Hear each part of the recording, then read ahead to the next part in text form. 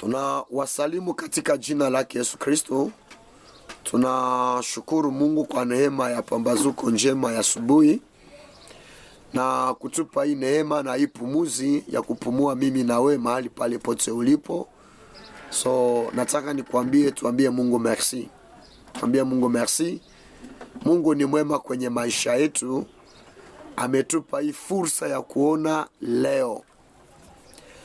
Nataka nikwambie kwamba hiyo wiki tunaianza leo ni wiki ya baraka, ni wiki ya ushindi na ni wiki ya ufungulivu.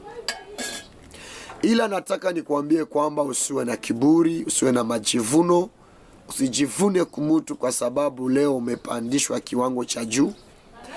Elewa ya kwamba vya Mungu ni kumustari. Wengine wanasema sasa vya Mungu ni kumurongo. Na kama vya Mungu ni kumustari ama kumurongo, wewe unaanza, mwingine anafuata, mwingine anafuata. Na hiyo wiki ama hii mwezi ama hii mwaka kabla hatujaona le 1er janvier 2026, Mungu atakuwa amefanya ishara za ajabu.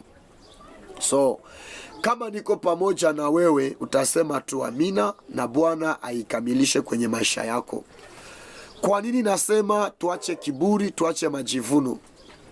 Kuna mtu nawezi jivuna juu yake, ama unafikia wakati unaona kama hafai kwako, lakini kumbe kesho ndio matakuwa wa juu kushinda wewe mwenye leo uko jinsi leo uko.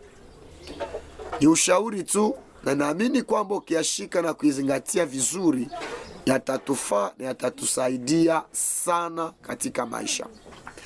Ila kila mtu yote kwa hii dunia, kila mtu mwenye Mungu aliwekea pumuzi ya uhai iko na